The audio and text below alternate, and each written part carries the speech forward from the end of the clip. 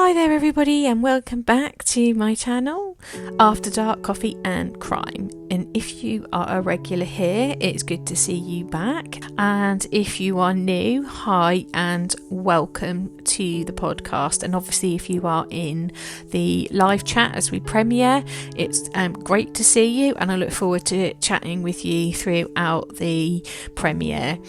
As with all of my videos, I do like to give people a content warning because of the nature of the crime podcast. They can be upsetting for some people, and this particular case, there will be discussions around emotional, physical and sexual abuse against a child, and I will also be addressing the autopsy of the person involved, so that if these are topics that you're not going to be able to listen to because they are upsetting to you or they're triggering, obviously I totally understand that. Please do switch out from here, and then hopefully we will catch you on our next podcast. And as with all of my podcasts, the information that I'm sharing with you is information that I've sourced myself from the internet, from books that I've read, or the discoveries where they are available, in court hearings if I've watched them or watched them live. And what I do is I compile them into the most accurate account that I can that has happened in that situation or in the case, and then share it for you for informational and educational purposes only, and therefore it isn't designed to cause upset to anybody that may have experienced something very similar, who may have known the people involved or anything like that. So viewer discretion is advised. So in today's case, I'm going to be looking at the case of a 16-year-old girl called Sylvia Likens, who was murdered at the hands of a lady who was chosen to be her caregiver, Gertrude Baniszewski, and she had been trusted by Sylvia's parents to look after her and her younger sister Jenny Likens. However, during their time with Gertrude, she was often called Gertie for short, but I don't feel it's appropriate to give her that kind of name, because I feel that's an endearing kind of way you would call your friends, and I feel she should just be known as either Gertrude or Gertrude Baniszewski by her name.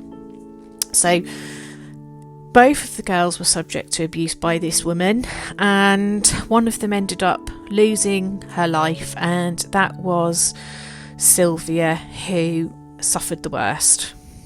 So I'm going to talk a bit about who Sylvia was and her sister, and the story that kind of gets them into the place where they end up being picked up, and then obviously how the arrangement came about.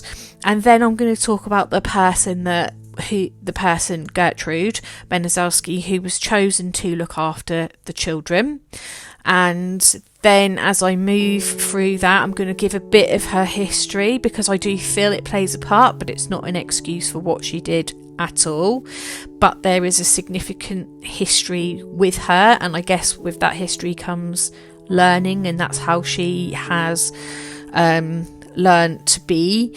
And then what I will do is we will then address the situations that happened to Sylvia and Jenny, and how there were opportunities that were missed, and unfortunately all these missed opportunities, and I guess the era of time that this was in span to obviously Sylvia losing her life.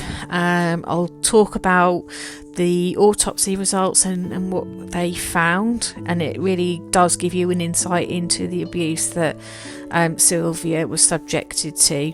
So like I said, viewer discretion, it isn't an easy one. None of them are easy. Some of them are more disturbing than others, and I feel this is one that is quite upsetting. So Sylvia.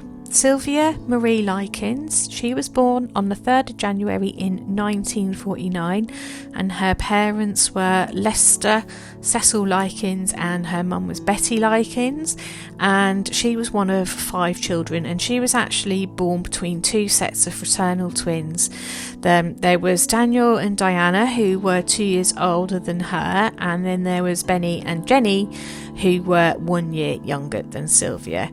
And Sylvia was known to be outwardly more confident, and she went by the nickname of Cookie, and she was described as being really pretty, but she always kept her mouth closed because when she smiled she'd got a missing front tooth where she'd had an accident playing rough with her brothers and it got broken. And I believe from things I've read that her dad was promising her that he would get that fixed, but as you'll see through the process, that they were very poor. And Sylvia loved music and she was a big fan of the Beatles. She was obviously closer to her younger sister Jenny because she was closer in age, and Jenny was also quite shy and she had insecurities and she limped from having had childhood polio. So Sylvia became very protective of Jenny because of this, and they both loved to go skating, and Sylvia enjoyed spending any babysitting money that she earned to take Jenny skating, and she would help Jenny learn to skate and skate round the rink by holding her hand and helping her to stabilise while she was skating. And Jenny was then able to skate using the unaffected foot. Sylvia and Jenny, they both lived in Minneapolis with their parents at the start of all of this, and their parents were both carnival workers, so they were both on the road more often than they were not on the road. But despite them having their work with the carnival, they always struggled to make ends meet. And her father, Lester, only left school with like an 8th grade education, and obviously there was 5 children to care for, plus Betty as well. At best, Lester and Betty's marriage, her actual name is Elizabeth, but she's known as Betty. Their marriage was quite unstable, and they often obviously sold candy, beer and soda on carnival stands, which is what brought them their income.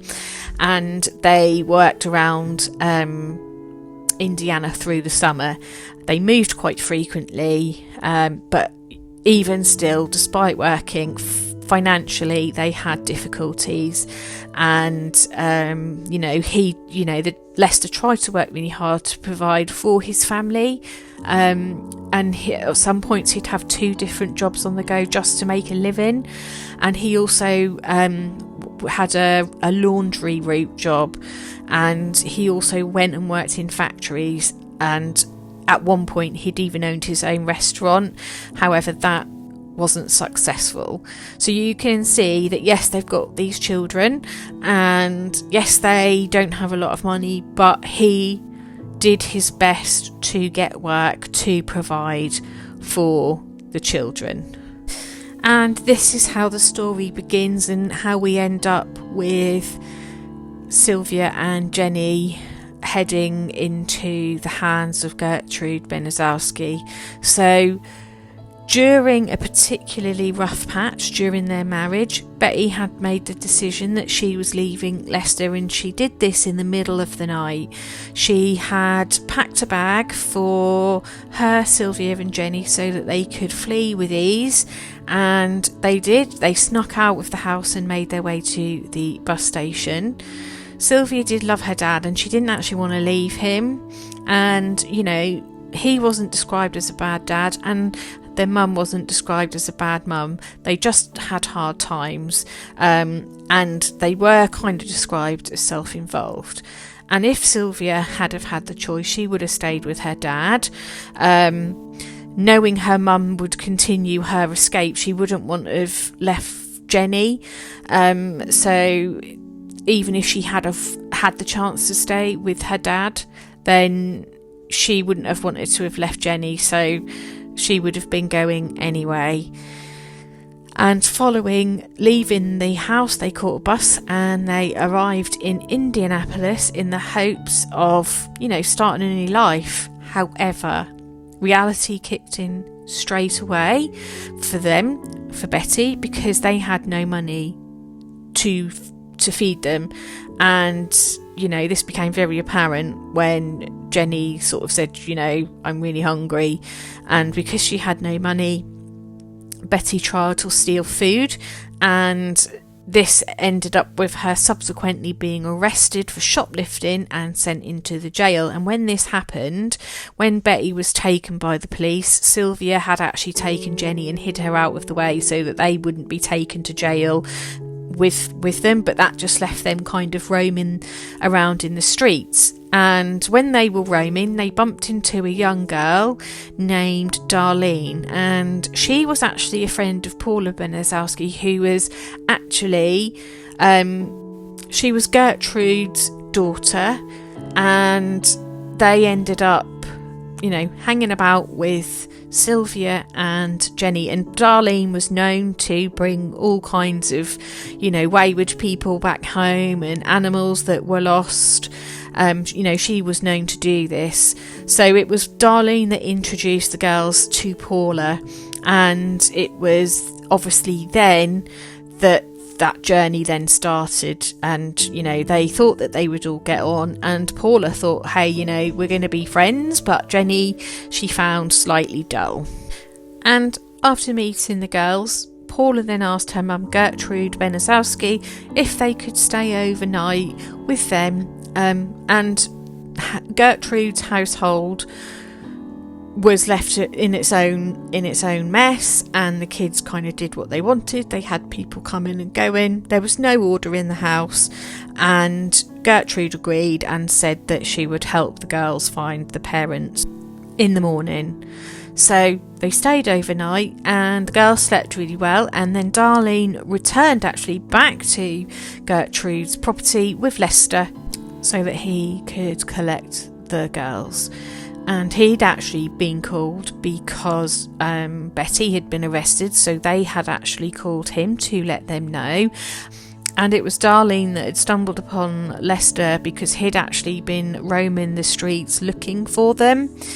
And this is when he then met Gertrude for the first time, and he had that conversation, and this is where the beginnings of the arrangement for the girls to stay with Gertrude were made. And it became agreed between Lester and Betty, he did discuss that with her, that the girls would live with Gertrude for the time that their parents were working away. It would help them work out their marriage as well, and they'd be able to work the carnival without worrying. It would fix their problems, and it would also help Gertrude out because he would then be paying her money to look after and keep the girls with her, feed them, and obviously make sure that they attended school and presumably staying safe.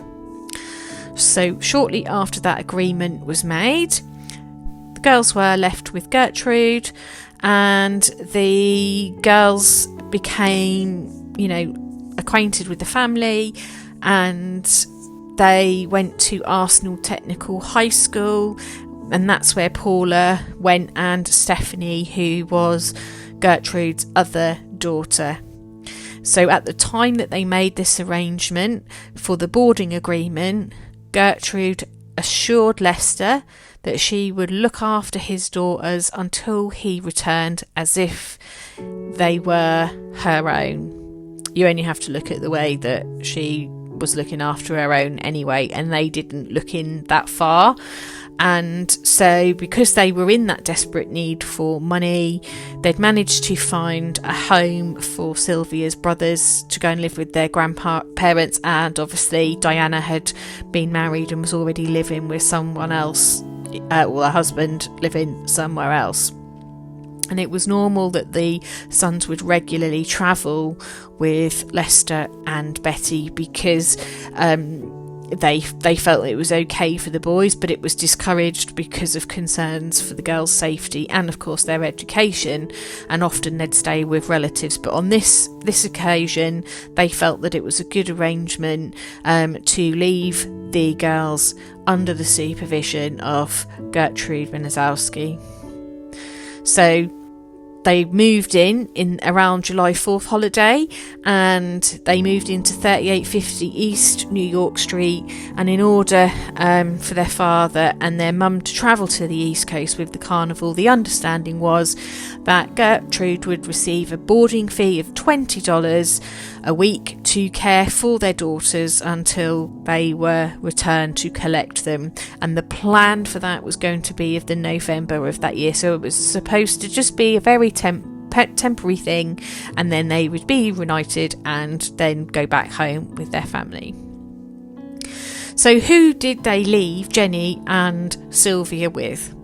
So Gertrude Baniszewski was the third of 6 children, and her family were very working class. And on the 5th of October of 1939, Gertrude saw her 50-year-old father die from a sudden heart attack. Not much is really known about her as a person before in her early years, but it was said that she did actually hold a good relationship with her father, to the point that her own mother resented their relationship because her dad doted on her and her mum saw Gertrude as a threat. And when her dad wasn't around, her mum treated her quite coldly, and her siblings would also treat her and isolate her from them. And when obviously her dad died, she hoped that her relationship with her mum at least would improve, and it didn't.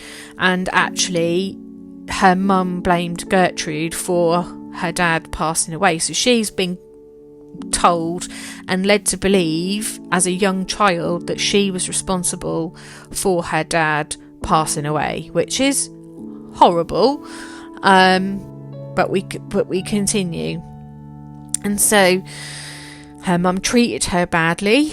She continued to ignore her. Her siblings ignored her, and they ostracised her.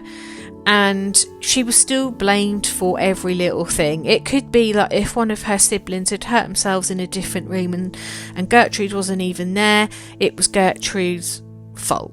And, you know, she was often the blame. And, you know, so she was being abused herself. I mean, there's no two ways about it. The way her mum was treating her and allowing the siblings to treat her was abusive.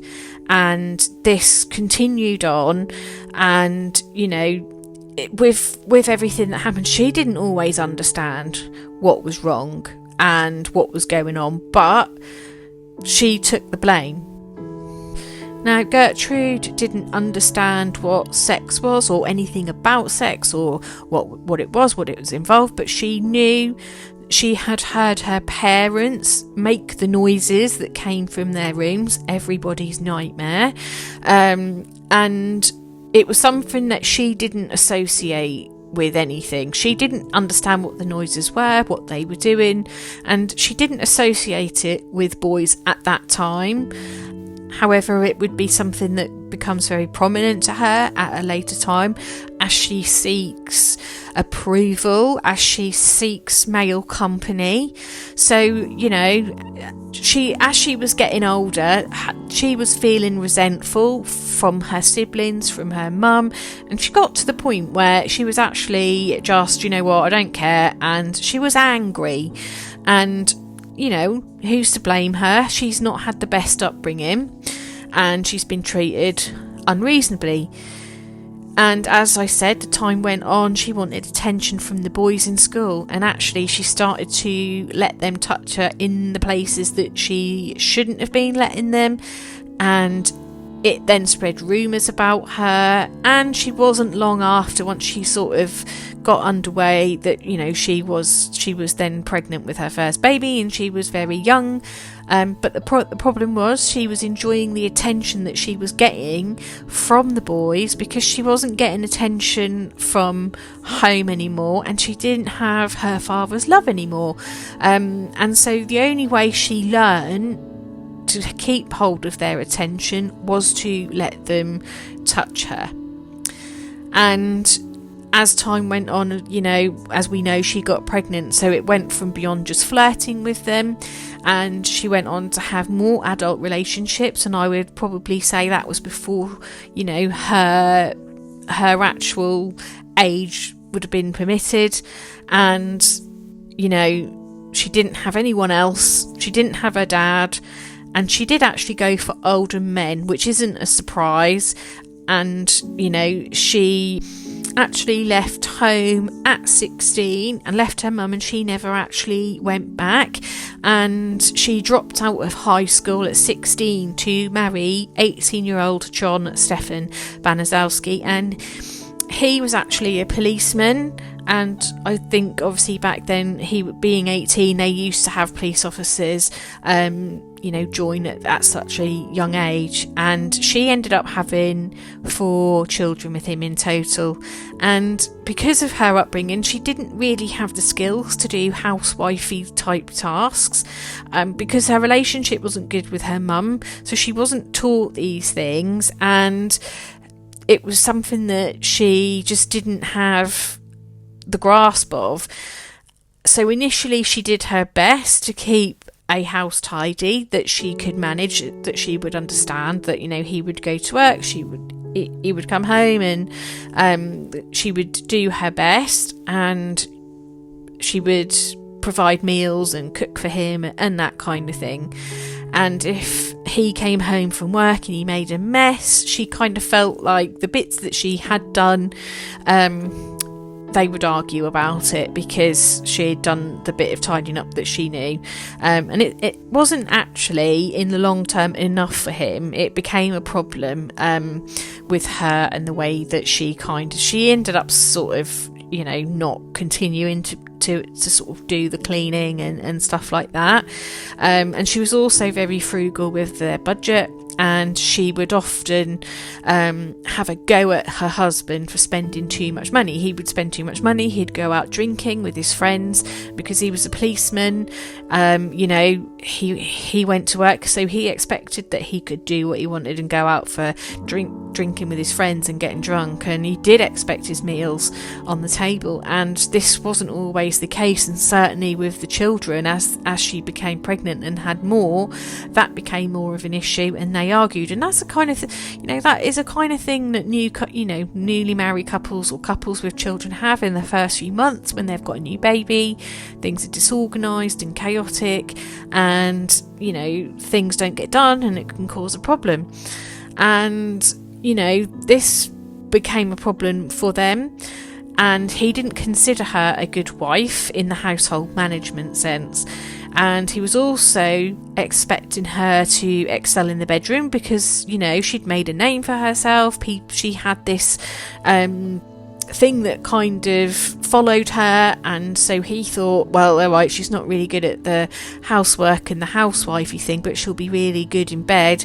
And this proved not to be the case, because she didn't learn anything. She kind of just did things but wasn't taught anything, didn't understand, and so he was disappointed, and it became very problematic, and they had a volatile marriage. And John actually had a volatile temper, and it wasn't long and he was actually then starting to physically beat Gertrude, and she began to neglect everything, and the sex life wasn't very good either. And the more this went on, the worse things became. But they did remain together for 10 years prior to them getting divorced, and they got divorced twice, but this was the first divorce. And it was just really difficult times for her, but she just became pregnant. And when she was pregnant, she became normal and happy. And at one point, John had been on the verge of leaving her because of the changes in her and the fact that he didn't like certain things and the way things were and weren't done. But even though she was pregnant, he was still violent, and over the course of the next couple of years that would repeat itself. So she would become like this ideal housewife when she was pregnant, the baby would arrive, and then everything would go downhill and she would fall into a depressive slump. The house would become filthy, and this wasn't how John envisaged himself living, and also he was physically violent. So at this point in her first marriage, she's been told she's a disappointment as a housewife, as a mother. She's disappointing in bed, and I'm not surprised she fell into the depressive slump, and that she kept trying, but she never had the role model to learn from either. And it was just a vicious cycle within their marriage, and they ended up getting divorced. And then it wasn't that long after her divorce, the first divorce to him, that she met her next partner called Edward Guthrie, and she married him, and she ended up with custody of all of the children that she had with John Baniszewski. And we know that she suffered abuse from her husbands as well. So she hasn't had a very good life, and she has herself been abused, and it becomes a cycle of she has been abused, she's learnt to be an abuser. So by the year of 1965, that is when the Likens girls moved in, and at this point in her life, Gertrude was haggard.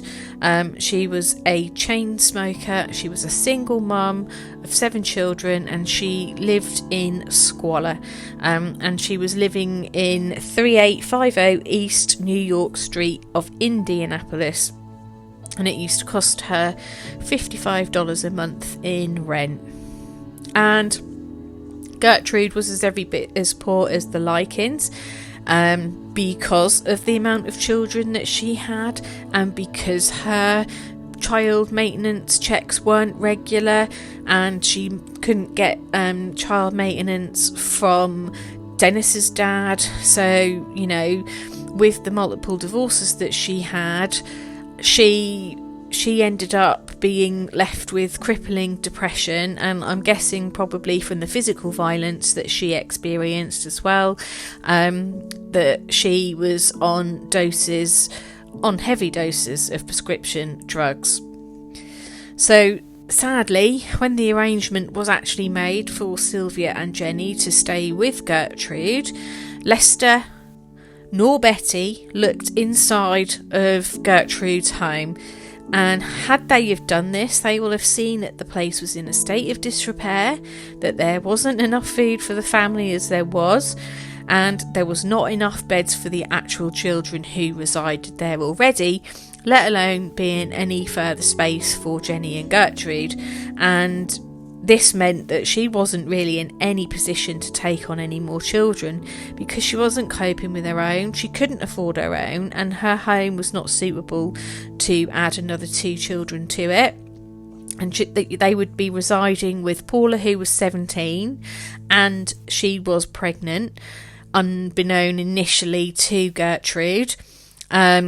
John was 12, Stephanie was 15, Marie was 11, Shirley 10, and then she had James and Dennis. Dennis was the youngest, and he was given the name of his dad, Dennis Wright, and the other children were John Baniszewski, so they obviously had his surname.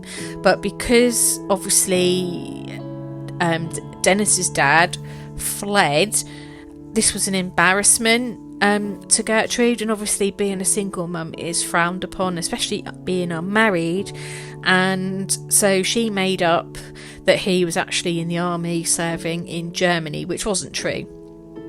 And so during the initial weeks in which Sylvia and Jenny lived in the Baniszewski household, you know, they were subject to very little discipline or abuse. And the oldest daughter, yes, she butted heads with Sylvie often, but overall there wasn't anything major there, other than the fact that we know that Gertrude wasn't equipped to take on more children, and the strain that comes with that. And Jenny and Sylvie had a perfect attendance at school, and this was enforced by Gertrude. She wanted them at school. They had that good attendance, and she kept everyone attending church, which was important to her. And Jenny and Sylvie wanted to, you know, please Gertrude. And even when Jenny was in pain because of her legs, she still went without fail. And, you know, truancy is something that's frowned upon, and Gertrude wasn't wanting to have the girls, you know, being told off and having letters and things sent home for them being truant. So she made sure that they went to school, and, you know, they did get on well. They achieved academically, they were able to make friends, and, you know, they just seemed to be getting on okay.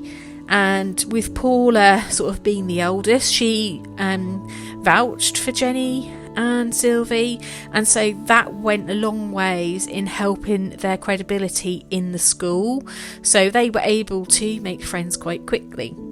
And of course we know that Jenny was in pain and had problems with her legs from the effects of the polio, and because of this she did have her leg brace. So because obviously she was protecting her little sister, Sylvie would offer to help around the Baniszewski house, but she made sure that she did the chores for both her and her sister Jenny, because she wanted to help and be helpful, but also take some heat off of her sister, but do the weight of help for the both of them.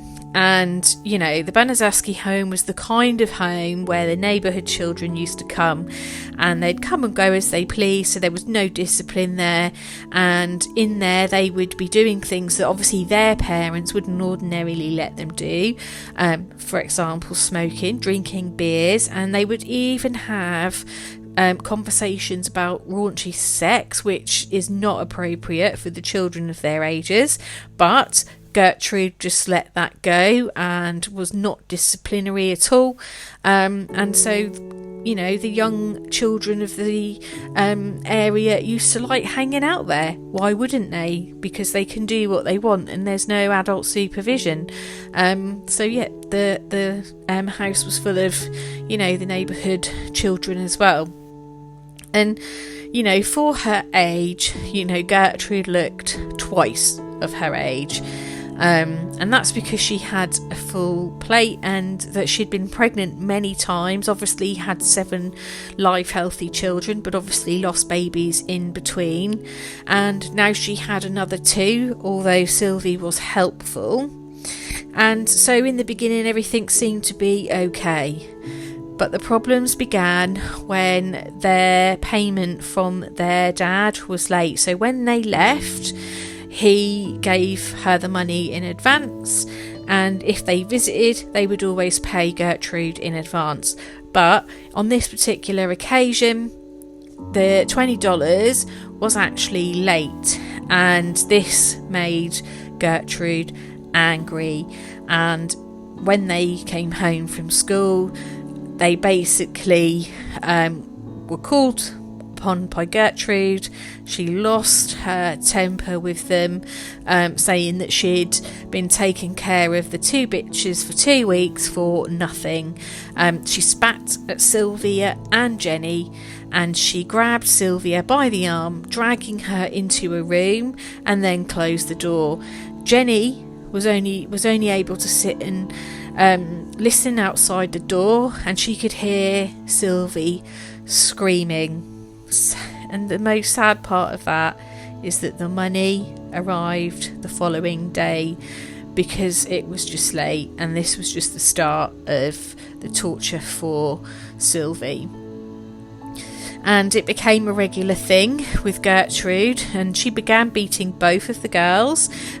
and she would beat them with a paddle whenever the payments were late from Lester and Betty. As the abuse worsened, they were often beaten 15 times with the paddle, and Gertrude actually became very relaxed about her beatings, and she actually started to beat them in public during the day. And despite her small frame, she was able to do this, and she did this by using a leather belt. And if she got tired, she would then ask for her daughters to begin disciplining them, and Paula would be the one that would often step in. And this is where Sylvie became the focus of the abuse, and it increased and got worsened as the times went by.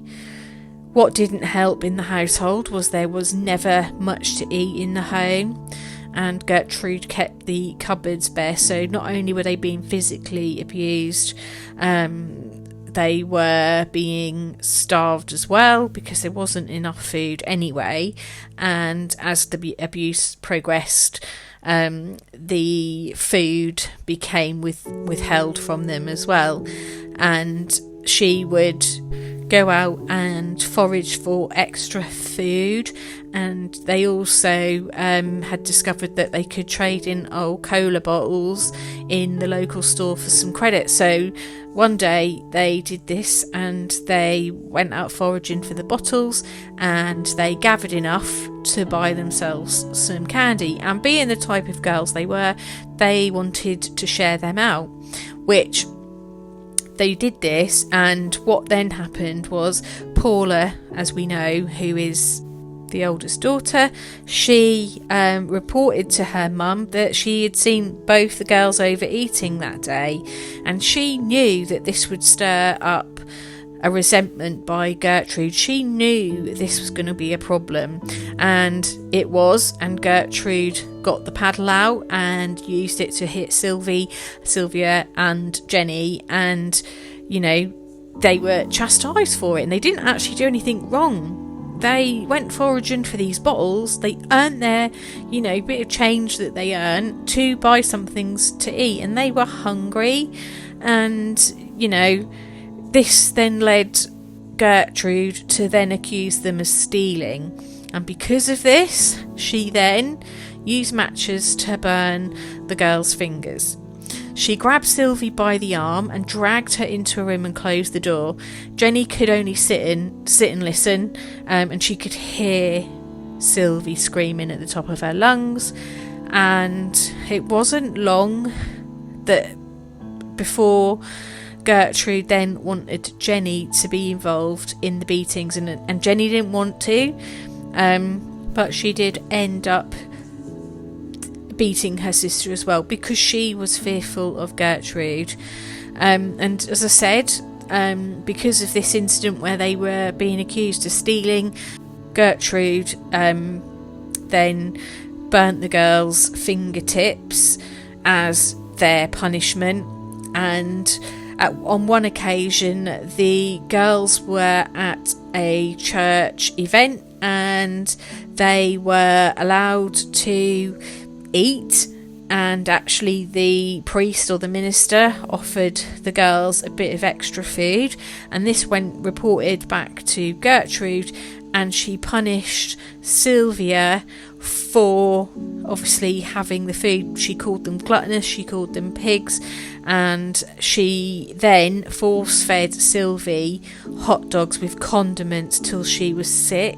And then her punishment for being sick was that she then forced her to eat her own vomit.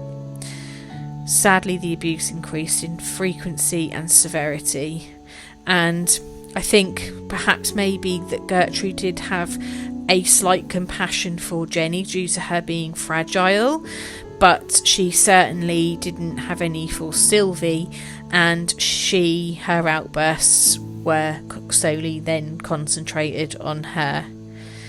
After one particularly good day at school, the check had arrived late and the girls didn't know, but they came home and they felt that it was unusually quiet in there, and they went into what was their room.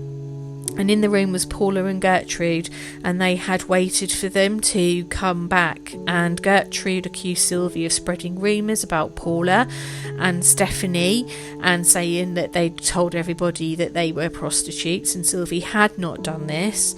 Gertrude admonished the girls in front of her own children and their friends, and it was then something that became more frequent that the neighbourhood kids would be there to witness and be included in dishing out some of the abuse. But on this occasion, in that room, there was Stephanie's 15-year-old boyfriend, Coy Hubbard, and he attacked Sylvia. And he did that because, you know, Stephanie was his girlfriend and he didn't appreciate her apparently calling them prostitutes. Stephanie was happily sniggering as Gertrude taunted Sylvia, and the two women, I'm assuming by the women they mean Paula and Gertrude, they took hold of Sylvia and they forced her face down onto a pallet of dirty clothes, and this was a pile of dirty clothes that she had actually been forced to use as a bed. And Gertrude was roaring around screaming, "Again, I took care of you two little bitches for nothing. Lie down and lie down, lie down there." And she was shouting this. And then she scrambled on top of Sylvia and hauled down her skirt in front of other people. And Paula was laughing. And she got her stirring stick from the kitchen and began to beat Sylvia on her bottom, and it was bare, and she was screaming the whole entire time. And poor Jenny was frozen in terror, and she was trapped in a moment of indecision between running away or trying to save her sister, and she didn't actually get a chance to make that choice. Paula grabbed her and threw her down on a makeshift bed near Sylvie, wrestling to get her underwear down and her skirts down, and they got a bit tangled up in her leg braces, but Gertrude then rained down some blows onto Jenny's bare backside as well. And this is how they then continue to beat her. And Gertrude then said, you know, she then called them that they were no good lying rats. Their father promised me that he'd pay for their way, and it had been a week, they hadn't seen any money, and the abuse grew. And as she was hitting the girls, she seemed to enjoy it. And, you know, she would lean into Sylvie's ear and hiss into her ear, "If your daddy hasn't paid me by tomorrow, you're going to get it again." And she said, "And if he hasn't paid me by the end of the week, then I'm renting you girls out at $1 a ride until I make my money. Do you hear me, whores?" And Sylvia moaned out yes, and that seemed to be enough at that time to satisfy Gertrude. And the initial types of abuse that had been given to Sylvia was beatings, then starvation, then forcing her to eat leftovers or spoiled food out of garbage cans, and making Sylvie vomit and then eating her vomit. And over time Sylvia became very emaciated very quickly, and she was subjected to this humiliation, and she was asked about whether she'd had like a boyfriend at all, and she wasn't really understanding of what this meant. And Gertrude then asked Sylvia had she done anything with this boy, and she didn't really know what she was meaning, but she kind of replied with "I guess so," because she wasn't sure. Sylvia had then said that she had once laid under the covers with this boyfriend, and upon hearing this, Gertrude asked, "Why did you do that, Sylvia?" And she replied, "I don't know," because she didn't understand. She didn't have any concept of sex either. But several days after this, Gertrude returned back to this subject with her, and then she turned round and said, "You're getting a big stomach," and she then said to Sylvia, "It looks like you're going to have a baby," and Sylvia thought that Gertrude was just kidding with her. And then she said, "Yeah, sure, I'm getting big, and then I'm just going to have to go on a diet." So you can see the innocence there. Like, Sylvia did not know. Sylvia did not have a clue. Then the abuse becomes more sadistic. After accusing her of being pregnant, she then starts to kick Sylvia in the genitals, and Paula, who was actually herself 3.5 months pregnant and it is believed jealous of Sylvia because Sylvia was pretty, she then participated in attacking her as well. She knocked her off her chair onto the kitchen floor and said that she wasn't fit to sit on a chair. On one occasion, Sylvia was accused of starting rumours about Paula again, and this then led into Paula's boyfriend attacking her and then practising judo on her, and he would bang her head against the wall and flip her backwards onto the floor. And then when Gertrude then found this out, she used a paddle to beat Sylvia, and the beatings happened a lot, and she was beat in the face, and Paula actually hit her so hard on one occasion she broke her wrist. And then she started to focus on Sylvia's teeth, which again, if she's jealous of the way she looks, then by doing that's going to give Sylvia self-conscious and be aware if she's got damaged teeth, which she already was because she had lost one of her teeth. And then it became more and more frequent that Coy Hubbard and some of his friends would turn up at Gertrude's to physically and verbally torment Sylvia, and this included incorporating Gertrude's children, Gertrude herself, and forcing Jenny to participate in this as well. And she was beaten very badly, and the abuse of Sylvie and Jenny just was horrible.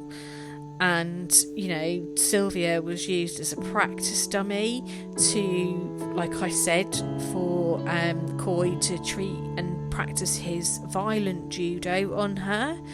Her body was lacerated, her skin was burnt with lit cigarettes, and she had severe injuries to her genital area because she was constantly kicked in them.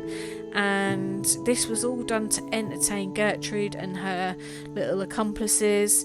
And at one point she was made to strip in front of the family in the living room, and she was made to masturbate with a glass Pepsi bottle in everybody's presence. And this was humiliating and degrading to Sylvie, and she still didn't understand what she was supposed to be doing, and because she was being called a whore, Gertrude was telling her to show everyone what she would do with this bottle to keep her men happy, and she didn't really know what that meant, but she put the bottle in her, and with the kick into the genitals and the use of the bottles, which happened more than one occasion, she then lost her bladder control and started to have accidents. And I'm not surprised, because the damage that was done is just unbelievable and absolutely wicked. On another occasion, Sylvia ended up stealing a gym kit because Gertrude had refused to purchase one for her, and she had been given the money by the parents to make sure that she had what she needed, and she didn't get it. And for this act of theft, Gertrude whipped Sylvia with a 7.6 centimetres police belt, and it was 3 inches wide. And as time progressed, Gertrude just kept focusing on this premarital sex and continued to abuse Sylvie, and she just kept burning her fingertips, and she did that as well for stealing the gym kit. And Gertrude began to spread stories, any story she could pull together, to get the local kids to come on in and beat on Sylvia. And she told her daughter that Sylvia had called her a whore to get her to hit her and to get her friends to come and attack and beat Sylvia up for it. And none of this was true. On occasions, Lester and Betty did pay visits to the girls, and they said when they went to court that there was no visible distress, which may have been because Gertrude was there, and they didn't see anything, but the girls didn't say anything, and I think that was because they were scared. But it was a missed opportunity. However, they'd also come into contact with Diana, who was their older sister, and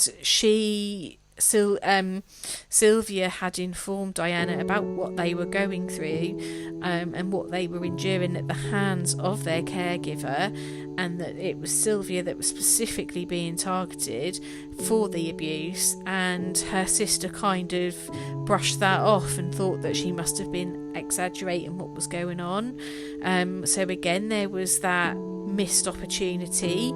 And then several weeks later, again, they encountered their sister. They were at a park, and they were in the company of 11-year-old Marie Baniszewski. And when she'd gone in and was talking to her sister, Sylvia had been given a sandwich to eat because she'd said to her sister that she was hungry, and obviously she'd lost visible weight. And although in the beginnings they were careful where they hit Sylvia so it wasn't so visible, because she was hungry, her sister fed her. And then this led to Gertrude accusing the girls of engaging in gluttony, and she and then Paula choked and bludgeoned her, and they subjected to her scolding her in the bath as well. So she had open wounds as well, and her argument or her reasoning was because it was to cleanse her of her sin. And Gertrude grabbed Sylvie's hair, and she was repeatedly banging her head against the bath, and she would revive her when she fainted. So she's been given blows to her head, and she's been scalded with hot water, and she has her open sores, and she is emaciated because she hasn't been fed, and the beatings are still happening. She's lost her bladder control, and then she's getting punished for having accidents. And this poor girl, I honestly, it's just so sad that nobody picked up on anything. And then as time goes on, the abuse continues, and actually Diana at one point attempts to come back to see the girls while they're in her care, and Gertrude turns them away. And Jenny then later reported that Diana had snuck food into the basement, which is at this point where Sylvia was hidden. So if that was the case, my question here is if she knew she was being kept in the basement, why wasn't something done? Because surely if she's being hidden in the basement, that is a concern. Why did her sister not address that and get help at that point, knowing that her sister was in a basement and she had to sneak her food in? It's also known that neighbours had been aware of how Sylvia was being treated and abused. They had witnessed Paula striking her in the home on a couple of occasions, but they didn't report the abuse because they claimed that they fear for their own lives and they didn't want to interfere. However, one neighbour did interfere and reported the incident to the public health nurse, who, upon trying to enter the home, came to the home and didn't see Sylvia because she was locked in the basement, and she never went back, never chased that up, never followed that up, and concluded that there was nothing wrong.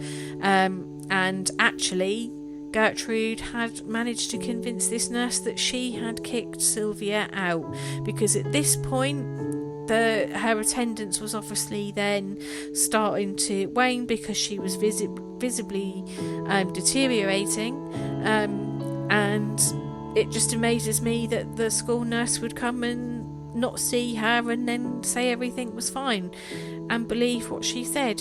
And Gertrude planned what her escape was going to be, like what her outcome was going to be, and how she was going to, make sure she didn't get into any trouble. She had Sylvie write a letter saying that she had left home, that she had been naughty and was upsetting Gertrude and causing her stress, and that she had gone to be with some boys, so that when the time came she would have a cover story. And obviously the reason she did this, because she knew she was going to die, and she had no intentions on trying to save her, have her rescued, get her medical attention or anything like that.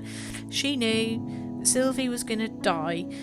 So by doing the letter that she got her to write and sign, she was covering her back, because then she was going to leave her body in the forest and then say that she had performed sexual favours, and that the boys had actually beaten her up and left her mutilated body there, and that's how then she would be found. So that was her plan, to take Sylvie to the forest and to leave her there to die.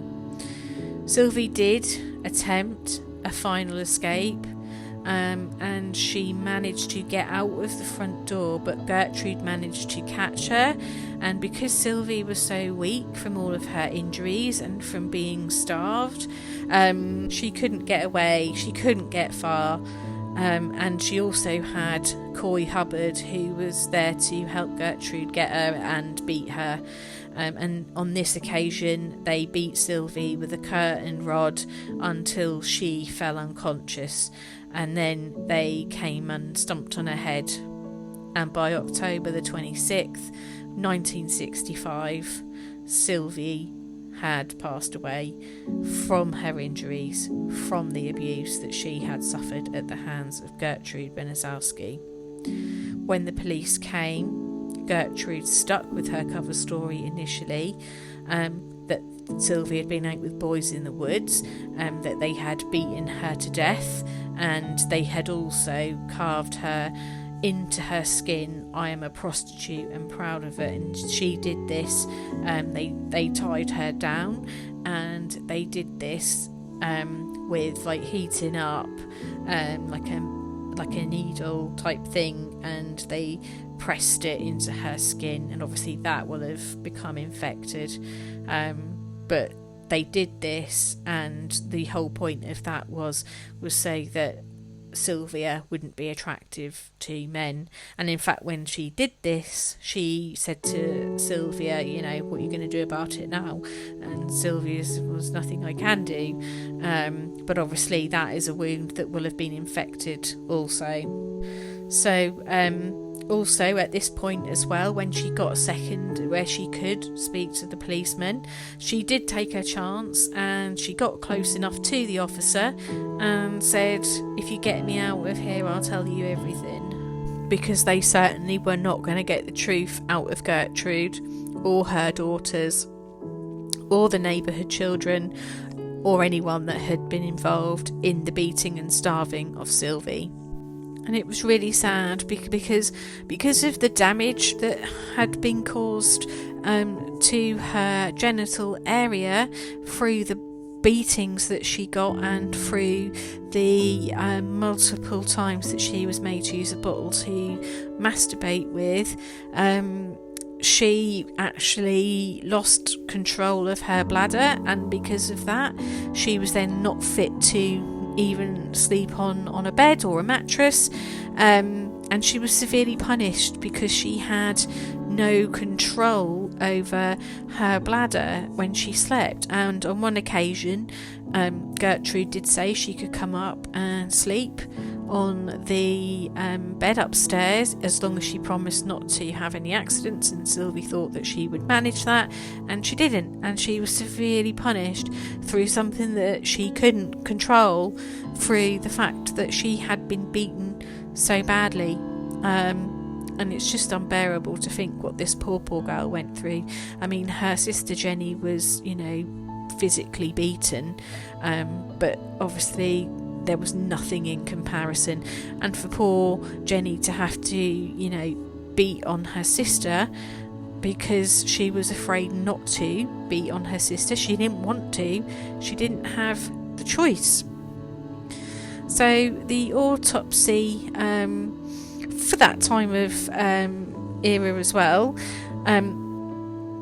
the autopsy had revealed that Sylvia had received in excess of 150 separate wounds across her entire body, and she was extremely emaciated at the time of her death, which meant that as well the newer wounds were not healing.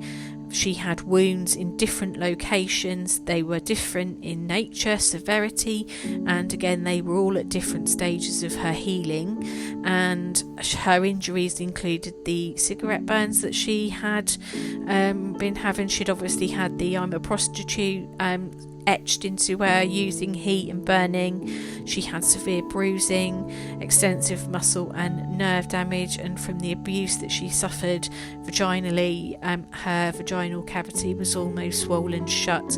And moreover, it just makes me want to quit. It's horrible. Her fingernails were bent backwards, and a lot of her external skin layers from her face, breasts, neck and knee had peeled and receded.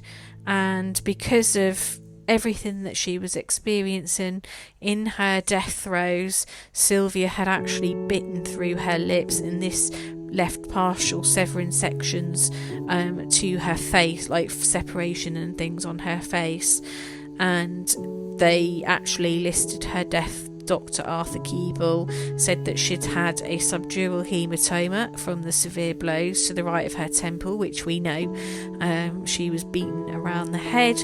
She suffered with shock, and due to the severity and the prolonged damage that had been inflicted into her skin and subcutaneous tissues, including the malnutrition, they were listed as contributory factors into her death. And it's believed she'd had rigor mortis that had fully developed at the time of her discovery, where they found her body, which kind of indicated that she may have been actually dead before, and it was maybe 8 hours or so before she was actually found or declared to have been found.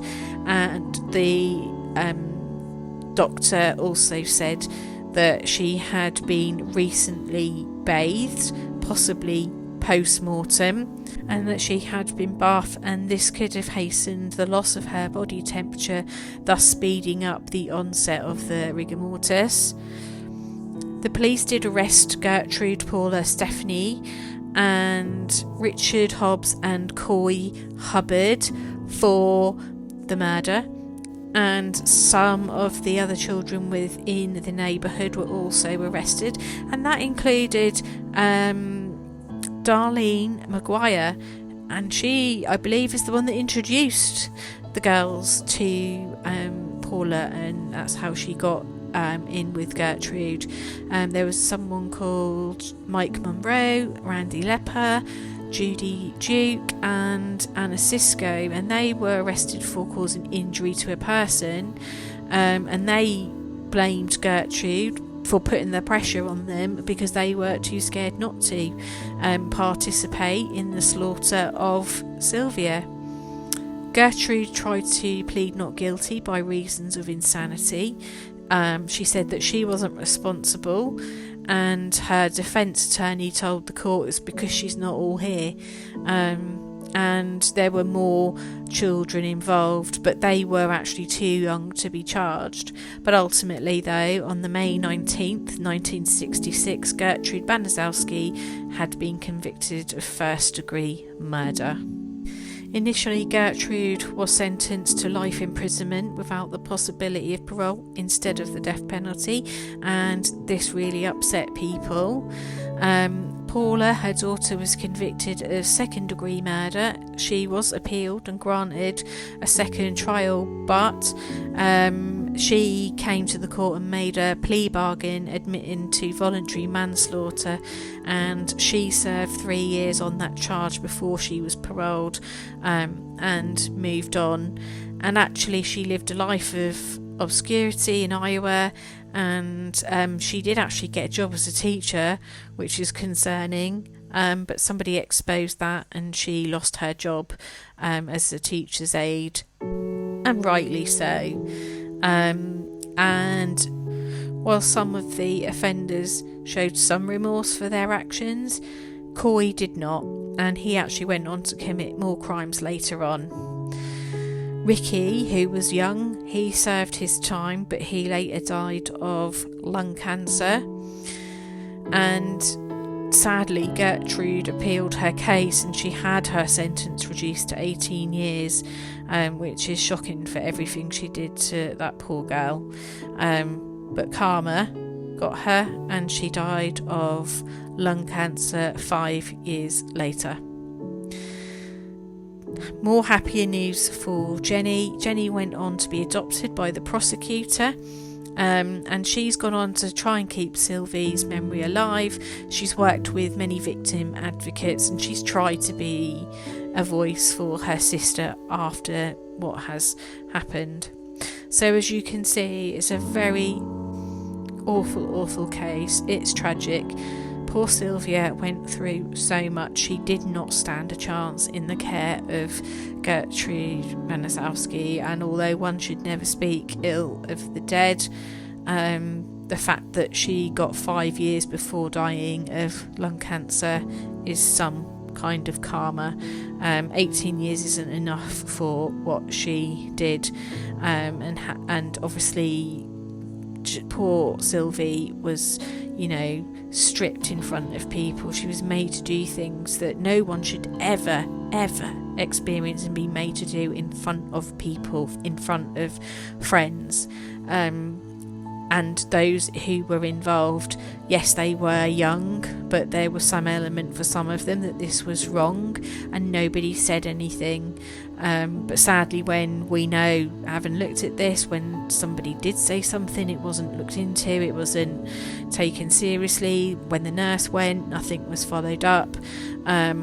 It's shocking, and there were several missed opportunities, and the parents, although they can't be blamed because they didn't actually commit the crime, they didn't vet the person that they were leaving their children to be with, and had they have even gone in and looked around the house, they would have seen things were not right. But in desperation to support their family and to bring them back together, they wanted to go to work, and this seemed like the ideal opportunity, and never in a million years will they have expected this outcome.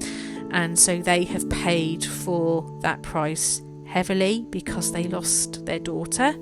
And obviously Jenny went on to move in with the prosecutor, so hopefully her life has much improved and more things that she needed will have been provided. But I hope that there may have been some things in this that you may not have heard before or been aware of, or even been aware of Sylvia. Now, there has been 2 films made of this. One is a really old one called The Girl Next Door, and that's not such a true representation of what happened.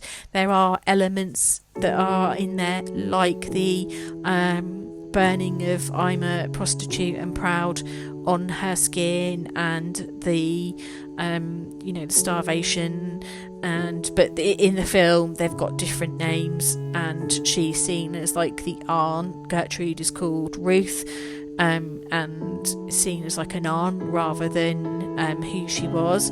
And in the more recent film, which is the more up-to-date one, the characters are given their correct names. So Gertrude is Gertrude, and there are more representations of what happened that are more accurate. There are things that are left out, and I imagine that's because they are just too graphic to talk about. So if you can stomach it, it is, do have a watch of that. So the first one is the older one called The Girl Next Door, and the more recent one is called An American Crime. I'd be interested to know if you've seen them, if you watch them and you've got comments, please leave them in the comments, and I will look forward to catching up in the comments afterwards if I've not seen you in the live chat. And I hope I will see you on the next premiere. Stay safe. If you see something, hear something, please say something, and don't be fobbed off. If you're not happy, chase it up and say something. But that's all from me, and I will see you again soon. Bye for now.